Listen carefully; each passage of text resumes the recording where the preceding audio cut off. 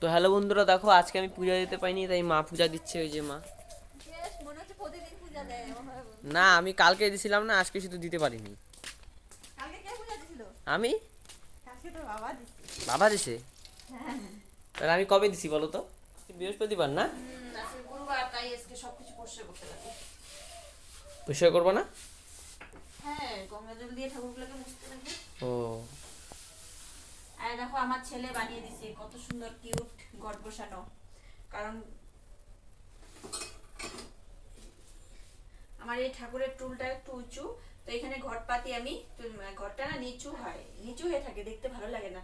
তো এটা বসার পরে এটার মধ্যে ঘট একদম মানে ভালো লাগে, সুন্দর লাগে দেখতে।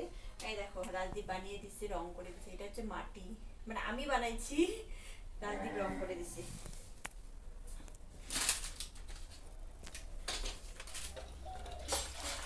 কালকে আমি বাসনগুলো ধুয়ে রাখছিলাম, জানি আজকে বৃহস্পতিবার অনেক ধোয়াধুয়ি করতে, তাই সময় পাওয়া যায় না। এই দেখো বাসনগুলো সব ধুয়ে রাখলাম। বাসনগুলো মাঝে আছে, শুধু ধুয়ে উঠাবো।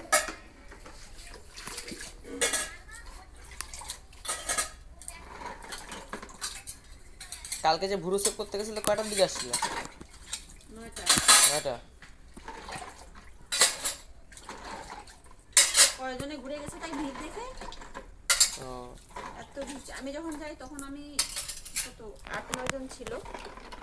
8-9 জন ছিল? 8-9 জনের বেশি ছিল, 10-12 জন, মানে তাদের পরে আমি ও। গেছি।